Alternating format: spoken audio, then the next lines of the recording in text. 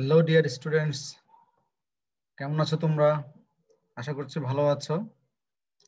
Medical and varsity admission কেয়ারের পক্ষ থেকে তোমাদের স্বাগতম। আজকে আমি মাহবুবুর রহমান তোমাদের জন্য অ্যাপ্রোপ্রিয়েট প্রিপারেশনের একটা ক্লাস নিয়ে আসছি।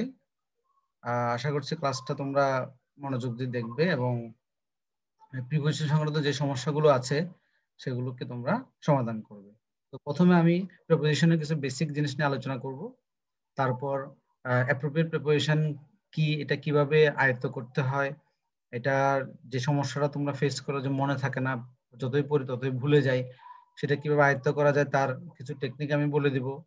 এবং সবশেষে আমরা বিগত সালের মেডিকেল কোশ্চেনগুলো, ঢাকা বিশ্ববিদ্যালয় সহ অন্যান্য বিশ্ববিদ্যালয়ে যে প্রিপারেশন কোশ্চেনগুলো এসেছে সেগুলোর উপর আমরা আলোকপাত করব এবং সরাসরি কিছু কাজ করব, যেগুলোর মাধ্যমে আমাদের প্রাথমিক ধারণা প্লাস কোন ধরনের প্রিপারেশন গুলো ভার্সিটি পরীক্ষাগুলোতে আসে, মেডিকেল পরীক্ষাগুলোতে আসে, ইভেন বিসিএস কোশ্চেন পরীক্ষাগুলোতে আসে, সেগুলো আমরা কিছু প্র্যাকটিসের মাধ্যমে প্রিপারেশনের যে সমস্যাগুলো সেগুলো আমরা সমাধান করার চেষ্টা করব।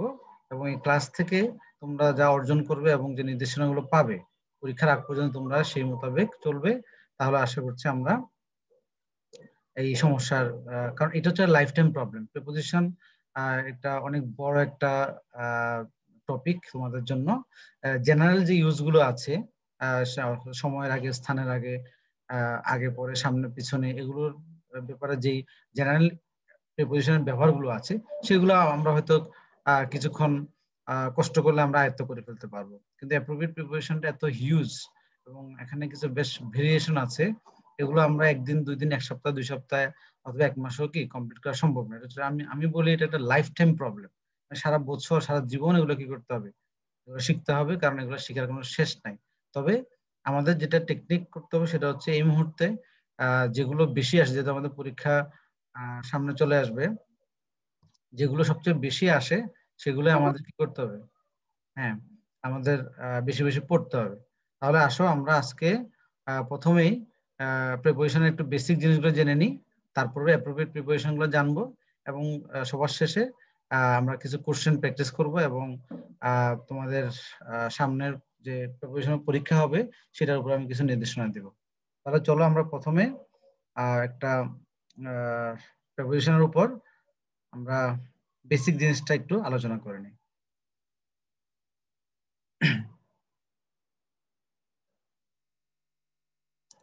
ওকে,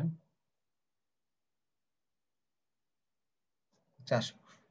প্রথমে আমি বলেছিলাম আমরা প্রিপোজিশনের জেনারেল যে ব্যবহারগুলো আছে, সময়ের পূর্বে প্রিপোজিশনের কেমন ব্যবহার হয়, স্থানের পূর্বে কেমন ব্যবহার হয়, অথবা যে প্রিপোজিশন যেগুলো আছে তাদের প্রত্যেকের নিজস্ব কিছু সব অর্থ আছে, সেই অর্থ অনুসারে এদের কিছু ব্যবহার আছে, সেগুলো আমরা প্রথমে একটু দেখে নিব এবং তারপরে আমরা অ্যাপ্রোপ্রিয়েট প্রিপোজিশনে যাব। তো এখানে আসলে এটা এত বিশাল একটা টপিক, একটা ক্লাসে মানে সবটুকু মানে কি আলোচনা করা তো সম্ভবই না। তবে তোমাদের একটা নির্দেশনা দেওয়া যাবে যে কিভাবে আমরা প্র্যাকটিস করলে প্রিপারেশনটা আমরা ভালোভাবে পারবো, সাকসেসফুলি আমরা পরীক্ষায় সঠিক আনসার করে আসতে পারবো, সেটা কিছু নির্দেশনা দেওয়া যাবে। বাট তোমাদেরকে কি করতে হবে, পরীক্ষার আগ পর্যন্ত এই টপিকটা তোমাদেরকে নিয়মিত পড়ে যেতে হবে। প্রথমে আসো আমরা প্রিপারেশন অফ টাইম, মানে সময়ের সাথে কিছু প্রিপারেশন বসে সেগুলো আমরা একটু দেখবো এখন। প্রথমে দেখো, প্রথম আমরা ইনের ব্যবহার দেখবো। সময়ের ক্ষেত্রে আমরা ইনের ব্যবহারটা কেমন হয়ে থাকে দেখো। প্রথমে বলা হচ্ছে, প্রথম যেটা এই বাংলাটা আমি একটু পড়ে দেখি। মাসের পূর্বে, বছরের পূর্বে, শতাব্দীর পূর্বে, ঋতুর পূর্বে, হ্যাঁ, আমাদের ইন বসে। আর এটা একটু খেয়াল করতে হবে, এই ওয়ার্ডটা খেয়াল করতে হবে যে রাত, দুপুর, ভোর ছাড়া দিনের অন্যান্য ভাগ। তার মানে রাত, দুপুর, ভোরের ক্ষেত্রে ইন বসবে না। এগুলো ছাড়া অন্যান্য যে ভাগটা আছে সেই ভাগের উপর আগে গিয়ে দিন ইন বসবে। আমি এটা একটু ক্লিয়ার করে দিই। ব্যাপারটা হচ্ছে আমাদের একটা দিনকে আমরা মানে অনেকগুলা ভাগে ভাগ করতে পারি, ঠিক আছে? এবং সকাল থেকে শুরু করে সন্ধ্যা পর্যন্ত 24 আওয়ার্সকে আমরা কয়েকটা ভাগে ভাগ করতে পারি। সেই ভাগগুলো, কিছু ভাগ আছে ছোট ছোট ছোট ভাগ, কিছু ভাগ আছে বড়। তো বড় বড় ভাগগুলো কি বসবে, ইন বসবে। যেগুলো বড় মানে আমাদের দিনের যে সময়টা একটু বেশিক্ষণ ধরে, যে আমরা প্রত্যেকটা দিনের কয়েকটা আমরা নাম দিয়ে দেবো, যেমন মর্নিং বলি, ইভিনিং বলি, আফটারনুন বলি। তো 24 ঘন্টাকে আমরা যখন ডিভাইড করি, প্রত্যেকটা অংশে কিছু না কিছু নাম আছে। তো যাই হোক, নামটা আমরা দেখবো ওই যে নামের অংশগুলা যে পরিমাণটা মানে সময়টা দীর্ঘস্থায়ী হয় সেটার আগে ইন বসে, আর যেটা কি আমরা ছোট সময় অথবা অল্প সময় যেটা বলি তার আগে কি বসবে, অ্যাট বসবে। ঠিক আছে, তো আমি একটু ভাগটা যদি করে দিই তোমাদের খেয়াল হবে, মানে বিষয়টা সুবিধা হবে। যেমন দেখো আমাদের দিনের একদম শুরুটা হয় কি দিয়ে, আমি একটু লিখছি তোমরা খেয়াল করো। শুরুটা হয় দিয়ে আমরা বলি উষা, আমরা বাংলায় বলি উষা, ইংলিশে বলি কি ডন, DAWN ডন। এটা ছোট্ট সময়, জাস্ট সূর্যটা উকি দেওয়া থেকে শুরু করে পুরোপুরি সূর্যটা ওঠা পর্যন্ত যে 10-12 মিনিট সময় থাকে, অথবা আর একটু কম বেশি হতে পারে, ওই সময়টাকে বলা হয় ডন, যেটাকে আমরা বাংলায় বলে থাকি উষা। এটা খুব ছোট্ট একটা সময়, অল্প সময়। তার আগে অবশ্যই কি বসাইতে হবে, অ্যাড বসাইতে হবে। এরপরে শুরু হয় মর্নিং, এরপরে শুরু করে মর্নিং। তো এরপর থেকে শুরু করে দুপুর 12টার আগ পর্যন্ত পুরো সময়টাকে আমরা বলে থাকি মর্নিং। এই যে মর্নিং, তখন কি হবে, এটা হবে ইন দা মর্নিং, যেটা অনেক লম্বা একটা সময়। হ্যাঁ, অনেক লম্বা একটা সময়, এটা হবে ইন দা মর্নিং। মর্নিং এর পরে হচ্ছে নুন, ঠিক 12টা যখন বাজে ওইটাকে আমরা বলি নুন, এবং এটা খুব ছোট্ট একটা সময়, 1-2 মিনিট সময়। ঠিক আছে, তাই এটাকে আমরা বলবো কি এট নুন, অল্প সময়। এরপরে আমরা বলি কি আফটারনুন, নুনের পরে কি বলি আফটারনুন। এই সময়টা আমরা একটু লম্বা, হ্যাঁ এই সময়টা একটু লম্বা সময়। তার আগে আমরা কি বসাবো, ইন দ্য আফটারনুন বসাবো। ঠিক আছে, তারপরে এরপরে বলছে রাত, দুপুর, আচ্ছা ভোর। আর একটা হচ্ছে তোমার আফটারনুনের পরে ইভিনিং আছে। হ্যাঁ, ইভিনিং আছে, ওই সময়টা একটু লম্বা, এটার আগে আমরা ইন দ্য ইভিনিং বলি, অথবা অনেক সময় এট দ্য ইভিনিং বলি। আর বাকি যে সময়গুলো আছে আমরা নাইট বলি, লেট নাইট বলি। ঠিক আছে, আবার আরেকটা হচ্ছে গোধূলি বেলা, যেটা বলে থাকি আমরা গোধূলি, যেটাকে আমরা কি বলি ডাস্ক। ওয়ার্ডটা দেখো, DUS কে ডাস্ক, তোমরা যাতে ওয়ার্ডটা দেখলে চিনতে পারো, DUS কে ডাস্ক। এটা হচ্ছে সূর্য ডুবা থেকে শুরু করে পুরোপুরি ডুবে যাওয়া পর্যন্ত যে সময়টা, একদম মানে দিন এবং রাতের যে ক্রান্তিকালটা, মানে যে ট্রানজিশন সময়টা, সূর্য ডুবা শুরু করে এবং সূর্য পুরোপুরি ডুবে, এই সময়টাকে বলা হচ্ছে কি ডাস্ক। ছোট্ট একটা অল্প একটা সময়ের জন্য তার আগে কি বসে, অ্যাড বসে। এইভাবে আমাদের সহজ কথা হচ্ছে, দিনকে আমরা যে কয়েকটা ভাগে ভাগ করি, এর মধ্যে যে ভাগগুলো একটু বড় সময় দীর্ঘ সময় বুঝায় তাদের আগে ইন বসবে, আর বাকি যে ছোট সময়গুলো বুঝায় তাদের আগে কি বসবে, অ্যাড বসবে। ঠিক আছে, তারপরে ঋতু সিজনের আগে অ্যাড বসবে, শতাব্দী সেঞ্চুরি, হ্যাঁ তাদের আগে কি বসবে, ইন বসবে। বছর, ইন বসবে, যে কোনো বছর বলতে সাল বুঝাচ্ছে, যে কোনো সালের আগে কি বসবে, ইন বসবে। মাস, যে কোনো মাসের আগে কি ইন বসবে, জুলাই তার আগে ইন বসছে, সাল তার আগে ইন বসছে, অটাম তোমার ঋতু ইন বসছে, সেঞ্চুরি তার আগে কি ইন বসছে। তারপরে ফল, এটা হচ্ছে ঋতু, হ্যাঁ এটা একটা ঋতুর নাম ফল, তারপর ইন বসবে। ফিউচার ইন বসবে, ইন দ্য মর্নিং বড় বড় সময় বুঝাইতে, দিনের বড় ভাগ বুঝাইতে কি হবে, ইন হবে। এই হচ্ছে সময়ের ক্ষেত্রে ইনের ব্যবহারটা। এরপর আমরা দেখবো এটের ব্যবহার। তোমরা এটের ব্যাপারটা একটু খেয়াল করো, এখানে বাংলায় কি লেখা আছে আগে দেখি আমরা। ঠিক আছে, রাত, দুপুর, ভোর এবং সাপ্তাহিক ছুটির দিনের ক্ষেত্রে এট বসবে। এখানে যেহেতু রাত, দুপুর, ভোর এবং দুপুরে কি বসবে না, ইন বসবে না, তাদের ক্ষেত্রে কি বসবে, এট বসবে। এগুলো ছোট্ট সময় একটু আগে ব্যাখ্যা দিলাম, এট বসবে। দেন সাপ্তাহিক যে ছুটির দিনগুলো আছে, যে ছুটির দিন বুঝায়, ঠিক আছে, যেমন এই ক্রিসমাস এটা ছুটির দিন। আসলে এটা এটা অবশ্য আমরা উৎসব হিসাবে নিতে পারি। আর একটা অপশন আছে উৎসব, যদি উৎসব থাকে, কোনো উৎসবের নাম থাকে, তখন আমরা তার আগে অ্যাড বসাতে পারি। ঘড়ির সময়, এই যে অ্যাট সরি অ্যাট 3:15 PM, ঘড়ির সময় যদি এক্স্যাক্টলি ঘড়ির সময় বোঝায়, অ্যাড বসে। বয়স, অ্যাড বসে। ঠিক আছে, fixed phrase, fixed phrase at the moment. হ্যাঁ, ফিক্সড ফ্রেজ কিছু কিছু ফ্রেজ আছে, তোমাদেরকে প্রিপোজিশনের জন্য কি করতে, কিছু ফ্রেজ শিখতে হবে। এই যে কিছু কিছু ফ্রেজ আছে, যে ফ্রেজ গুলো শুরুতে, মাঝখানে তো শেষে কি থাকে, প্রিপোজিশন থাকে, ওগুলো ফিক্সড ফ্রেজ। ধরো ইন ফ্রন্ট অফ, সম্মুখে, ইন ফ্রন্ট অফ সম্মুখে, এট দ্য মোমেন্ট এই মুহূর্তে। এই ধরনের কিছু ফ্রেজ আছে, ফিক্সড ফ্রেজ আছে, তাদের মধ্যে কিছু প্রিপোজিশন ব্যবহার করা হয়। সেখানে এটার ব্যবহার আছে, সেখানে ইনের ব্যবহার আছে, অন্যান্য প্রিপোজিশনের ব্যবহারও আছে। তো ওরকম ফ্রেজ গুলো আমাদের জানতে হবে, এগুলো শিখে রাখতে হবে, কারণ ফ্রেজের ভিতরে যে প্রিপোজিশন গুলো বসবে, এগুলো অনেক সময় নিয়ম মেনে চলে না। এগুলা ফ্রেজের ভিতরে বসছে বলে এটা এরা এদের মতো করে অনেক সময় হয়ে থাকে। সেজন্য আমাদের ওগুলো, যদি কখনো ফ্রেজ গুলো আমাদের সামনে আসে, যে ফ্রেজের মধ্যে কি প্রিপোজিশন আছে, সেগুলো একটু মনে রাখতে হবে, কোন ফ্রেজের ভিতরে কোন প্রিপোজিশন আছে। ওকে, এই হচ্ছে আমাদের এটার ব্যবহারটা। আমরা এখানে এক্স্যাক্টলি নুন, তারপরে এট নাইট, হ্যাঁ, তারপরে এট ক্রিসমাস উৎসব হিসাবে, ঘড়ির সময় হিসাবে তোমাকে এট 3:15 PM, ফ্রেজ হিসাবে কি এট দ্য মোমেন্ট, এবং বয়সের আগে কি এট 35, যে কোনো বয়সের আগে আমরা কি এট বসাতে পারবো। এবার আসো অনের ব্যবহার। অনটা হচ্ছে, এখানে কি বলছে আমরা বাংলাটা দেখিনি, সপ্তাহে সপ্তাহের দিন এবং সপ্তাহের ছুটির দিন এ দ্বারা কি বসে? অন বসে। মাসের তারিখের পূর্বে অন বসে। দিনযুক্ত উৎসবের নাম অন বসে। দিনের শেষ ভাগের আগে তারিখ থাকলে দিনের শেষ ভাগ দিনের বিশেষ ভাগের সাথে তারিখ থাকলে তখন বুঝে অন বসবে। তারপরে কোনো ঘটনা ঘটার সাথে সাথে বুঝাতে, ঘটনা ঘটার সাথে সাথে আরেকটা কাজ, যখন একটা ঘটনা ঘটার সাথে সাথে আরেকটা কাজ হয়, ঠিক আছে, তখন আমরা ওই প্রথম যে ঘটনা প্রথম ঘটে গেছে, আগে ঘটে গেছে, তার আগে কি অন বসে। এক্সাম্পল দেখো এখানে, অন সানডে কি সপ্তাহের নাম অন সানডে। তারপরে তারিখ যুক্ত মাসের নাম যদি থাকে, এবং নর্মালি মাসের নাম আগে ইন বসে। নর্মালি কি ইন সেপ্টেম্বর হয়, ইন জানুয়ারি হয়। যখন নামের পূর্বে মাসের নামের সাথে তারিখও থাকবে, তখন কিন্তু আবার অন বসবে, খেয়াল রাখতে হবে। তারপরে হচ্ছে একটা হচ্ছে উৎসব, দিনযুক্ত উৎসবের নাম। আগেরটাতে বলছিলাম শুধু উৎসব, ক্রিসমাস বলছিল, কিন্তু এখানে ক্রিসমাস দিন কথাটা উল্লেখ আছে, ডে কথাটা উল্লেখ আছে, ক্রিসমাস ডে। এখানে কি আছে? ক্রিসমাস ডে আছে। আগেরটাতে কিছু না, শুধু ক্রিসমাস ছিল, একটা উৎসবের নাম ছিল। হ্যাঁ, কিন্তু যখন এই ক্রিসমাসের সাথে যদি ডেও থাকে, হ্যাঁ, তাহলে মানে দিনযুক্ত উৎসব, তখন তার আগে অন বসাইতে হবে।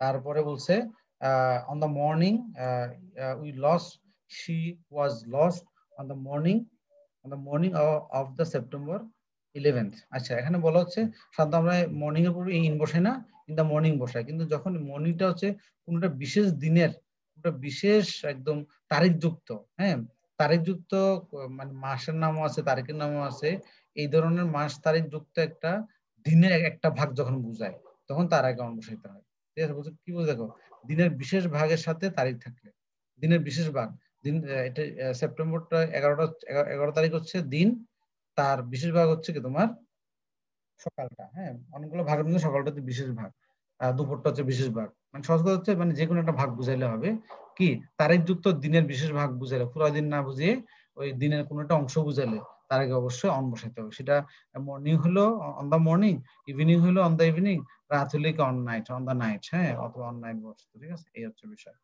আর লাস্ট হচ্ছে কোনো ঘটনা ঘটার সাথে সাথে, যেমন দেখো, on reading the letter she started weeping, মানে চিঠি পড়ার সাথে সাথে সে কান্না শুরু করে দিয়েছে। মানে কোনো ঘটনা ঘটার সাথে সাথে শি স্টার্টেড উইপিং, সে কান্না শুরু করলো। কখন?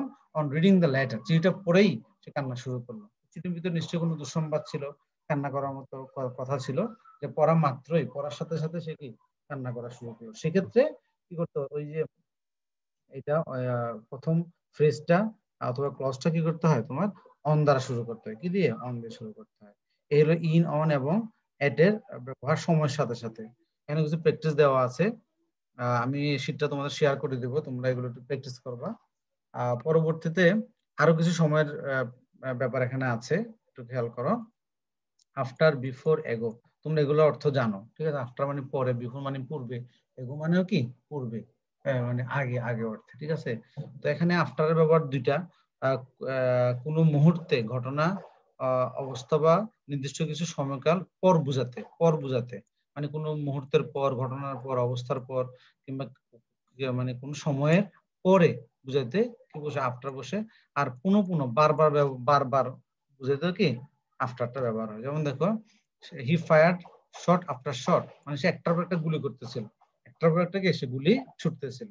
যে একটার পর একটা, পুনঃ পুনঃ, বারবার অর্থ কি শট আফটার শট, ঠিক আছে। তারপরে পাঞ্চ আফটার পাঞ্চ, হ্যাঁ, ধরো একজন, দুজন যখন মুষ্টিযুদ্ধ, মানে মানে একটা প্রতিযোগিতায় অংশগ্রহণ করছে, তারা কি করে, অনেক সময় একটার পর একটা পাঞ্চ মারতে থাকে। আমরা বলতে পারি কি punch after punch, hit after hit. হ্যাঁ, এই জন্য পর পর, পুনঃ পুনঃ, বারবার বুঝাইতে আমরা মাঝখানে আফটারটা ব্যবহার করতে পারি। বিফোর মানে পূর্বে, আবার বিফোর মানে সামনে। ধরো তোমার সামনে কেউ দাঁড়িয়ে আছে, সেটাও বিফোর দ্বারা প্রকাশ করতে পারো। আবার তুমি আসার আগে আরেকজন চলে আসছে, মানে সময়ের ক্ষেত্রে পূর্বে বুঝাতে পারো। তখন কি দুইটা ক্ষেত্রে আমরা বিফোর ব্যবহার করতে থাকি, ঠিক আছে। আবার ওই পাস্ট পারফেক্ট টেন্স যখন আমরা ব্যাখ্যা দিই, তখন ওই সেন্টেন্সও কি বিফোর এবং আফটার রাখতে হয়, ঠিক আছে। আর হচ্ছে এগো, এগো মানে পূর্বে, হ্যাঁ, কতটুকু সময়কাল আগে ঘটেছে তা বুঝাতে আমাদের এগোটা হয়, যে কিছুক্ষণ আগে আমি আসছি, হ্যাঁ, I came here a few minutes এগো, আমি কিছুক্ষণ আগে এখানে আসছি। I yes just a few minutes এগো, হ্যাঁ, ঠিক একটু আগে, কয়েক মিনিট পূর্বে, কয়েক ঘন্টা আগে আমি এখানে এসেছি, সে অর্থে আমরা এগোটা বলে থাকি।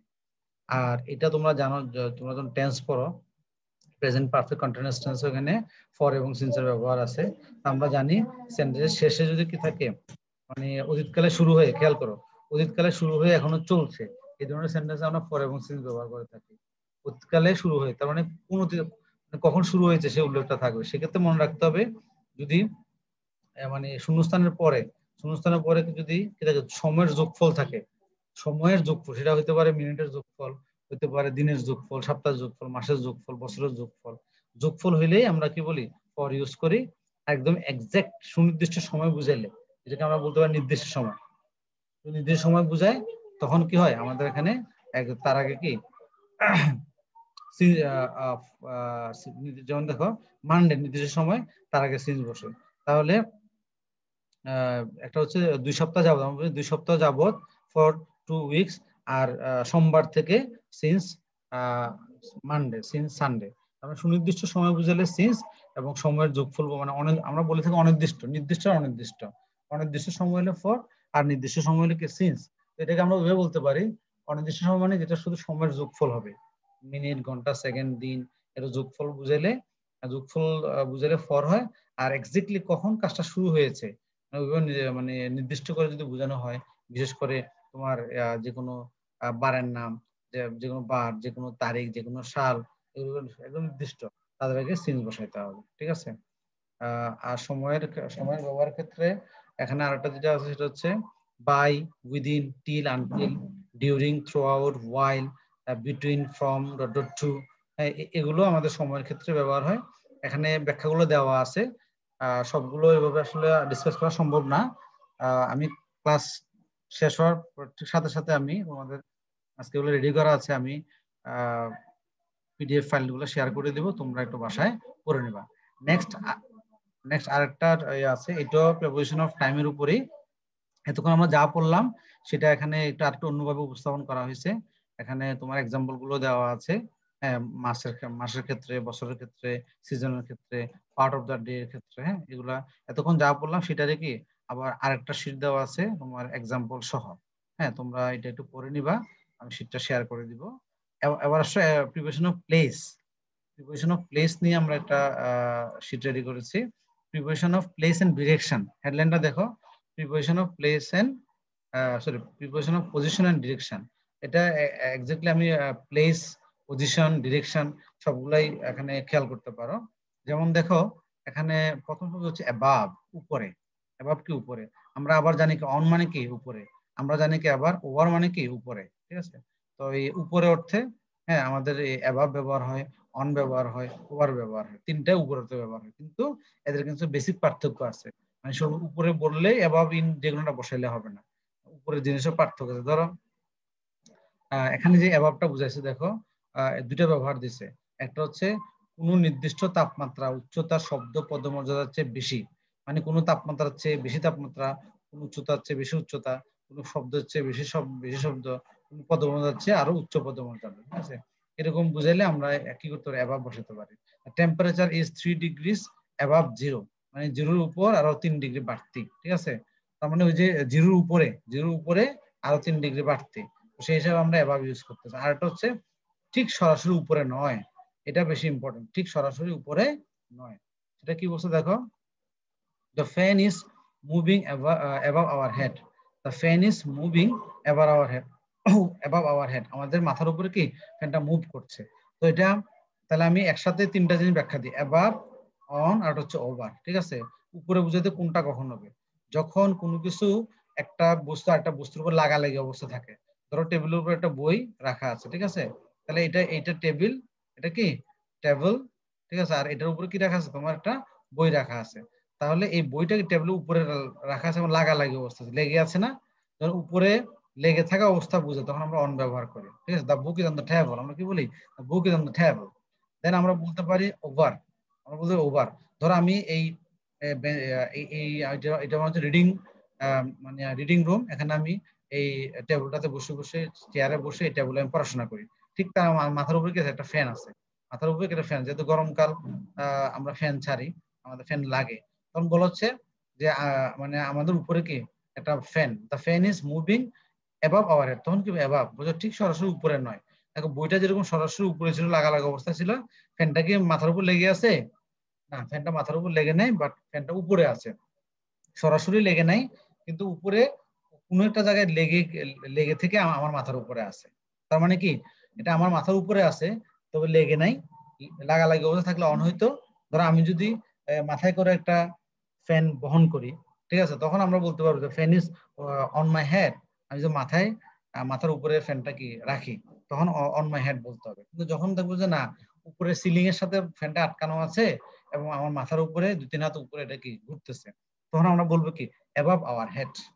তার মানে উপরে কিন্তু কোনো না কোনো ভাবে মাটির সাথে কানেকশন আছে, কোনো না কোনো ভাবে সেটাকে ঝুলতেছে। এর বুঝাইলে কি হবে? অ্যাবাভ হবে। আর হচ্ছে ওভার।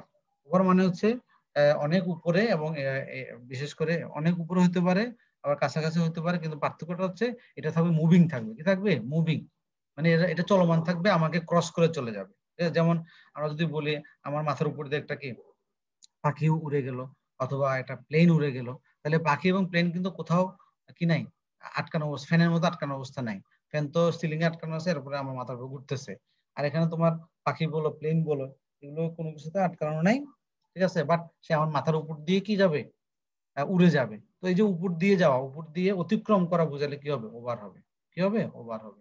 জাস্ট এই জিনিসগুলো একটু পিছনে হয়তো এগুলো ডিসকাশন আবার হবে, তোমরা দেখবা। তারপরে অ্যাবাউট মানে সম্পর্কে দেখো, এখানে আমার সবচেয়ে ইম্পর্টেন্ট হচ্ছে তোমরা প্রথমে এগুলো অর্থগুলো শিখবা। যদি কারো কোনটা অর্থ অজানা থাকে, অর্থটা শিখে নিবা। এই অর্থ অনুসারে একটা নিয়ম হবে, ঠিক আছে? অর্থ অনুসারে কি হবে? একটা নিয়ম হবে, আর একটা হচ্ছে স্পেশাল নিয়ম হবে, ঠিক আছে?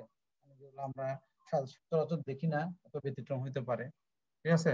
তাহলে আমরা অ্যাবাউট মানে সম্পর্কের সম্বন্ধে, আবার অ্যাবাউট মানে প্রায় বুঝায়, মানে প্রায় আমরা বলি না প্রায় 5,000, মানে প্রায় 5,000 লোক আমাদের গ্রামে বসবাস করে, ঠিক আছে? তো আমরা ওই আনুমানিক সংখ্যার আগে আমরা সাধারণত অ্যাবাউট বসাই। আবার কোনো সম্পর্ক, হ্যাঁ, মানে আমি তার সম্পর্কে কিছু জানি না, সম্পর্কে কারো সম্পর্কে কিছু জানি না, এরকম বুঝালে কি হবে? I know nothing about this incident. আমি ঘটনার কোনো কিছু জানি না, সম্বন্ধ অথবা সম্পর্ক অর্থে।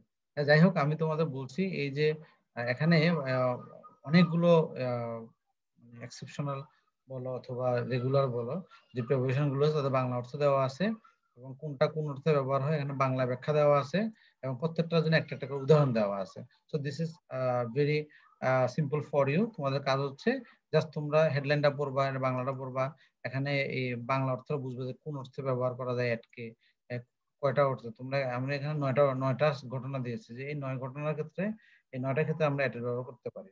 তো এটার বাইরেও থাকতে পারে। আবার আমি যা দিয়েছি এর মধ্যে তোমাদের পরীক্ষায় কি কমন আসতে পারে। তাহলে এখানে যতগুলো দেওয়া আছে সবগুলো প্রথমে বাংলা অর্থ শিখবা, তারপরে এখানে এখানে বাংলা ব্যবহারটা পড়বা, তারপরে কি ইংলিশ ওয়ার্ডটা পড়বা। তাহলে এইভাবে পড়লে আমাদের কি হবে? এই পজিশন এন্ড প্লেস এই সংক্রান্ত সমস্যাগুলো সমাধান হবে, ঠিক আছে? যা আছে, এই যে একটা বলছিলাম ইন ফ্রন্ট অফ মানে সামনে, ইন ফ্রন্ট অফ মানে কি সামনে, এগুলো এগুলো হচ্ছে অনেকটা অ্যাপ্রোপ্রিয়েট প্রিপোজিশনের মতো, অথবা প্রিপোজিশন ফ্রেজের মতো, ঠিক আছে? ফ্রেজ, এগুলোর বিশেষ অর্থ আছে, ঠিক আছে? ইন ফ্রন্ট অফ, এখানে দেখো এখানে ইন আছে, এখানে অফ আছে। পরীক্ষা হলে হয়তো কি হয়, ইনটা ইনটা বাদ দিয়ে দিবে, অথবা অথবা অফটা বাদ দিয়ে দিবে, শূন্যস্থান দিয়ে তোমাদেরকে এটা মানে সামনে অর্থে সম্মুখে অর্থে যে ইন ফ্রন্ট অফ হয় এটা আগে থেকে জানা থাকতে হবে, ঠিক আছে? এভাবে আমরা কি করতে পারি? প্রিপোজিশনের বেসিক জিনিসটা ডেভেলপ করতে, এগুলো হচ্ছে বেসিকের জন্য, ঠিক আছে? না এখানে অনেকগুলো আছে, তোমরা একটু প্লিজ একটু পড়ে নিতে হবে। আমি যে শীটগুলো আমি দিব আগামীকাল রাত্রে যে পরীক্ষাটা হবে ওই শীটের মধ্যে থেকে আসবে। হ্যাঁ, তোমাদের কাজ হচ্ছে শীটটা কমপ্লিট করা।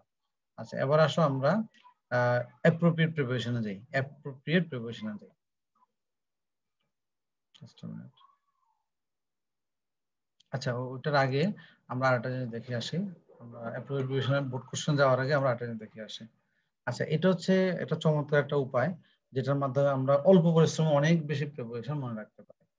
অল্প পরিশ্রমে কি, অল্প পরিশ্রমে আমরা অনেক কাজ করতে পারি। যেমন দেখো এখানে বলছে কিছু কিছু শব্দ আছে, দেখো দেখো রিলাই মানে নির্ভর করা, অ্যাটাচ, হ্যাঁ, তারপর ইনসিস্ট জোর করা, এডিকশন আসক্তি, বি অ্যাকোয়েন্টেড উইথ, হ্যাঁ, অ্যাকোয়েন্টেড মানে পরিচিত হওয়া, ঠিক আছে?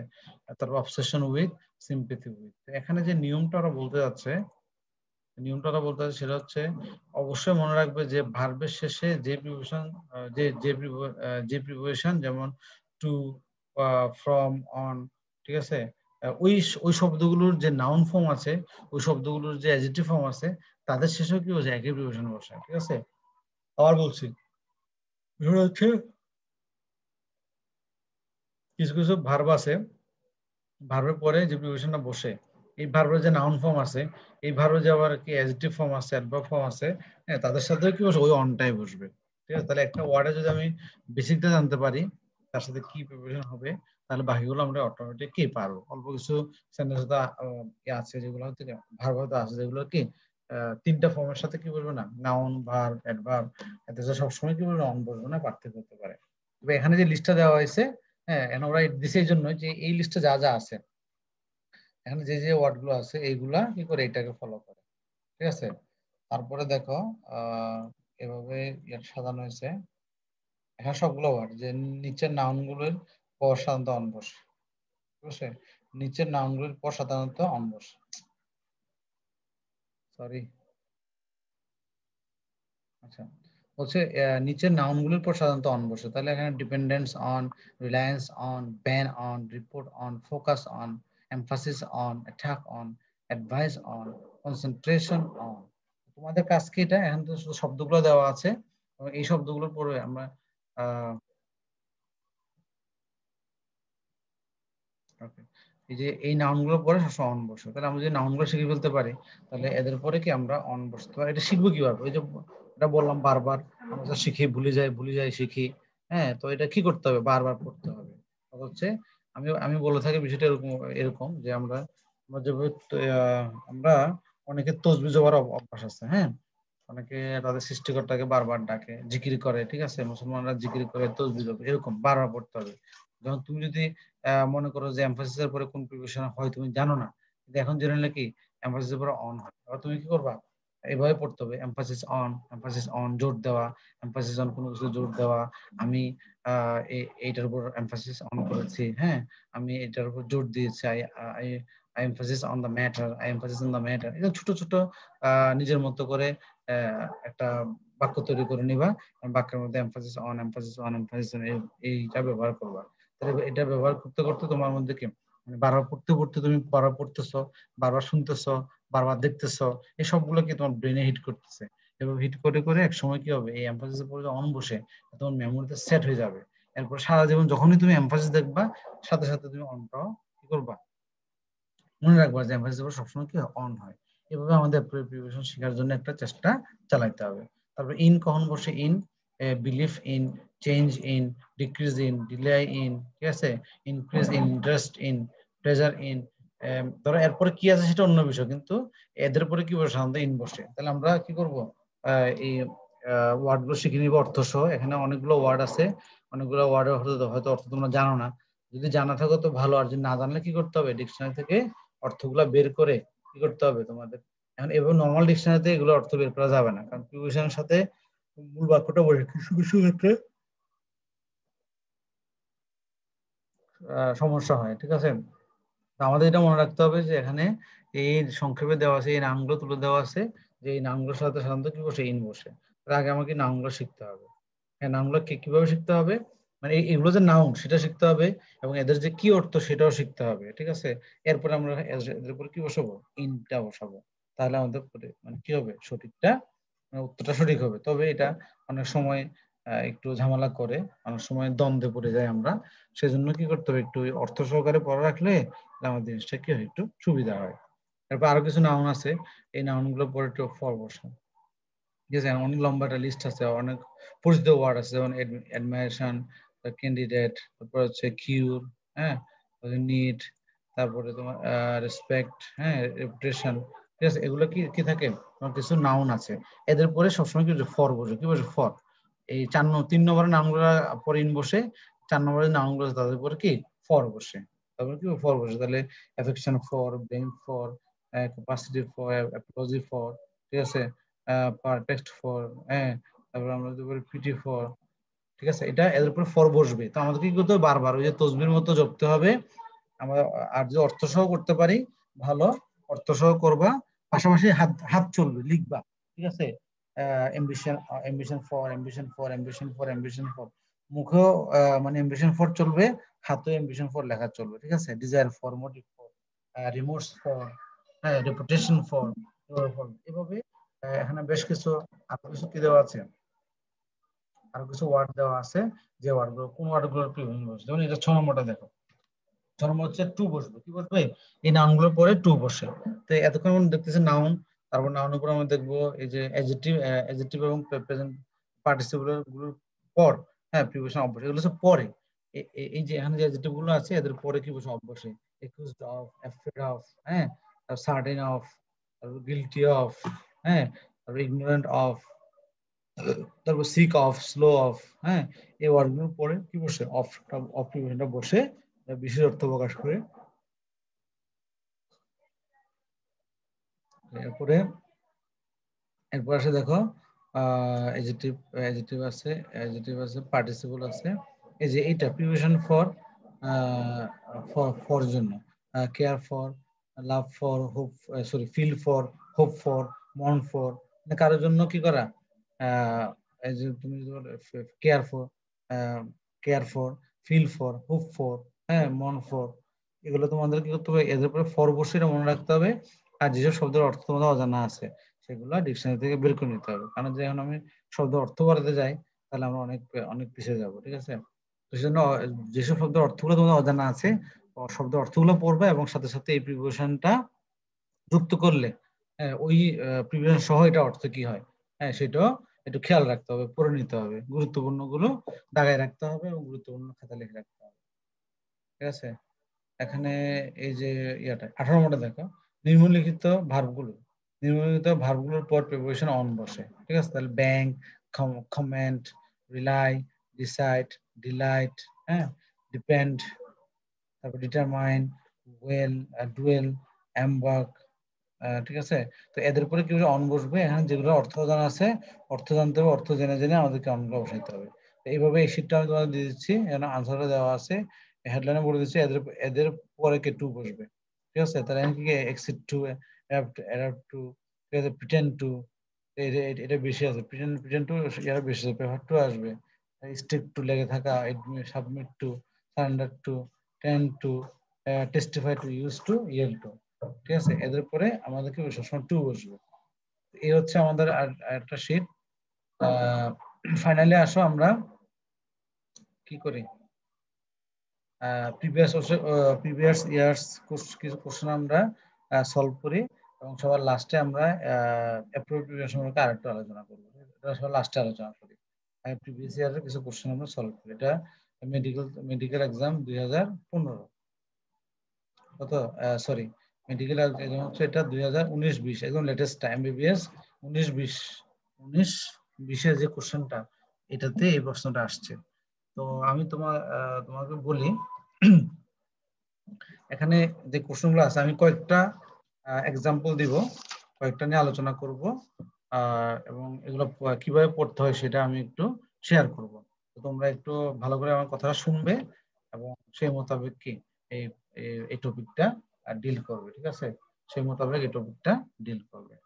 আচ্ছা আসো, প্রথমে আমি যেটা ডিসকাস করব তোমাদের জন্য, এটা এটা দেখতেছো এখানে, চিরং এমবিবিএস কোশ্চেন 2019-20 এই প্রশ্ন আসছে।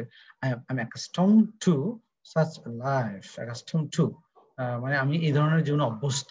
আমরা জানি accustomed এর পরে টু বসে তখন তার অর্থ হয়ে যায় কি, অভ্যস্ত হয়ে যায়। I'm accustomed to such a life। এখন এটা হচ্ছে অ্যাপ্রোপ্রিয়েট প্রিপোজিশন। এখানে বলছে আমাদের কি করতে, আমরা জানি তুমি যদি ওই আমাদের অ্যাপ্রোপ্রিয়েট প্রিপোজিশন অংশে যাও, ওখানে যদি খুলো, এর মধ্যে এ দিয়ে অনেকগুলো আছে না, শুরুর দিকে দেখবা এ বি সি, হ্যাঁ, এর মধ্যে দেখবা যে কিছুক্ষণ পরেই কি আছে, অ্যাকাস্টম টু কথাটা আছে, অ্যাকাস্টম টু, এটা অর্থ হচ্ছে অভ্যস্ত। যদি তোমাদের আগে থেকে জানা না থাকে তাহলে তোমার কি করতে হবে, অ্যাকাস্টম টু অভ্যস্ত, অ্যাকাস্টম টু অভ্যস্ত, অ্যাকাস্টম টু অভ্যস্ত, মুখে বলবা হাতে লিখবা, মুখে বলবা হাতে লিখবা। তাহলে এই বারবার লেখা এবং বারবার মুখে বলার কারণে হয়তো এটা তুমি 2-3 মিনিট সময় বের করবা, কিন্তু এটা তোমার মুখস্থ হয়ে যাবে। যদি তুমি মুখে বলতেছো, কানে শুনতেছো, চোখে দেখতেছো, হাতে লিখতেছো, 4টা কাজ যখন একসাথে হবে, হ্যাঁ, তখন এগুলা এমনিতেই মনে থাকবে। 4টা কাজ মনোযোগের সাথে হইতে হবে।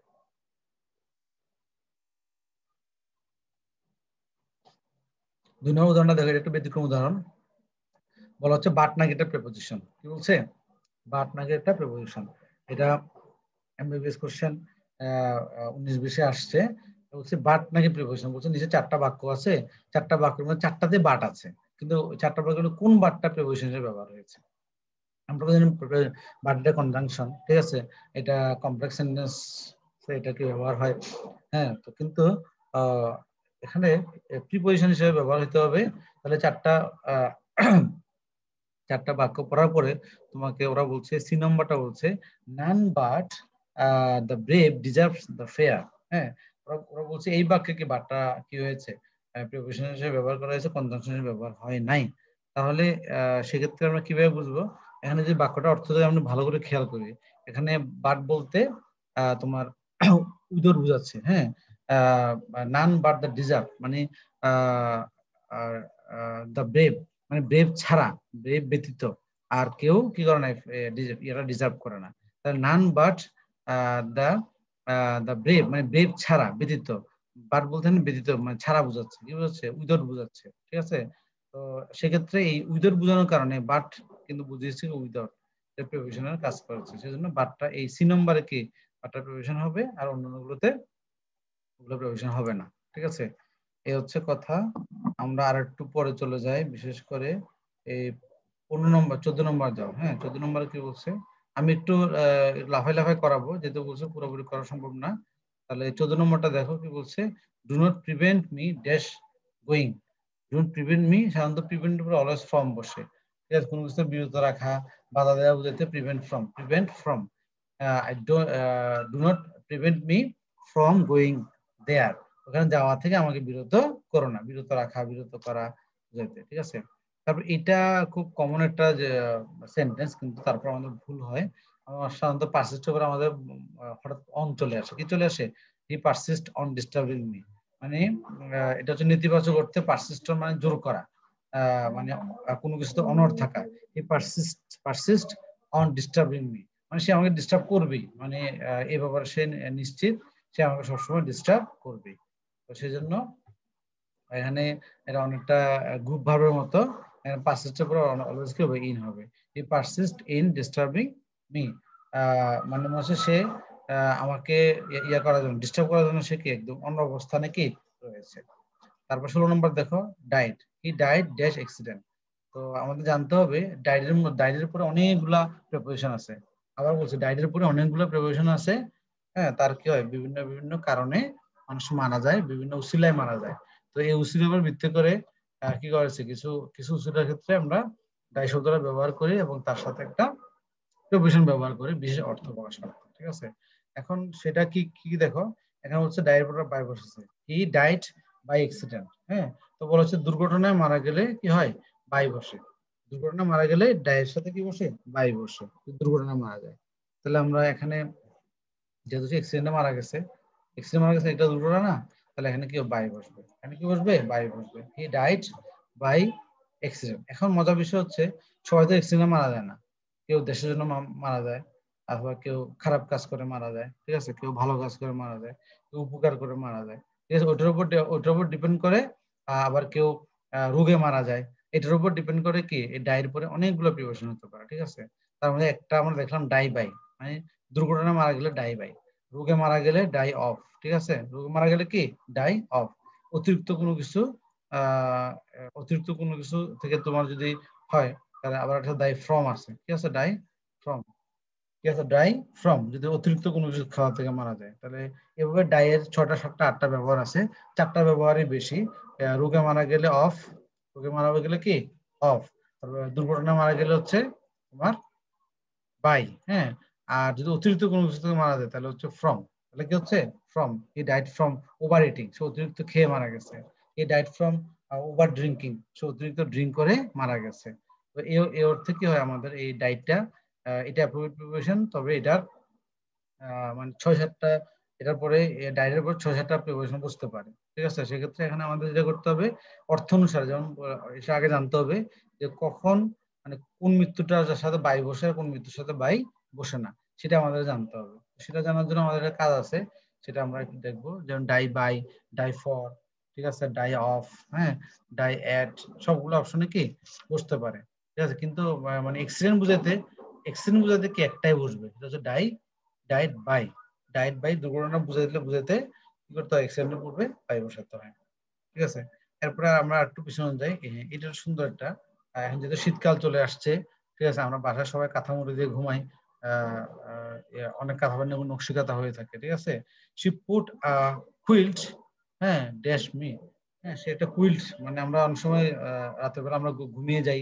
ঠিক আছে, আমাদের আমরা কি করি না, গায়ে কাঁথা দিই না শীতকালে।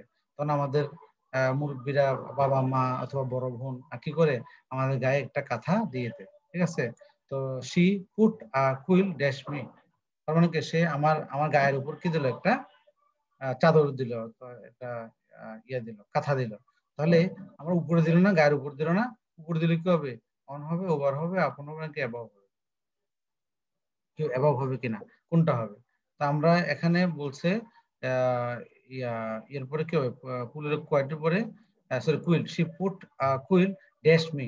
তা আমরা একটু আগে পড়েছিলাম লাগালাগি অবস্থায় অন বসে, যেহেতু সে এটা আমার গায়ে একটা নকশি কাঁথা দিবে, তাহলে আমার ঠান্ডা লাগতেছে, এটা তো আমার গায়ে লাগে থাকবে না, আমার গায়ে উপরে থাকবে, উপরে থাকলে মানে লাগালাগি অবস্থা থাকবে, লাগালাগি অবস্থা থাকলে কি হবে, অন হবে।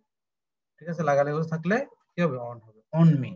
হ্যাঁ, she put quilt on me. Okay fine.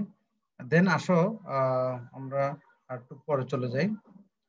কিছু প্রয়োজনীয় গুরুত্বপূর্ণ কিছু আলোচনা করতেছি, সবগুলো আলোচনা করা সম্ভব হবে না, যতটুকু সম্ভব হয় আমরা খেয়াল করছি। হ্যাঁ, তারপরে দেখো, কোন নম্বরটা দেখবো আমরা এখন,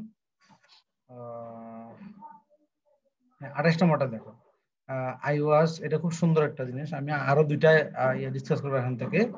কল্ড, হ্যাঁ, কল হচ্ছে একটা ভার্ব, ঠিক আছে, যার উপরে অসংখ্য প্রিপোজিশন বসতে পারে, মোটামুটি অনেকগুলো প্রিপোজিশন তারপরে বসে, কিন্তু সব কি একই অর্থে বসে না, এটা ভিন্ন ভিন্ন অর্থে, ভিন্ন ভিন্ন অর্থে কি হয়, এই কলের পরে ভিন্ন ভিন্ন প্রিপোজিশন ব্যবহার হয়। এটা আমরা অ্যাপ্রোপ্রিয়েট প্রিপোজিশনের বেলায়ও দেখবো।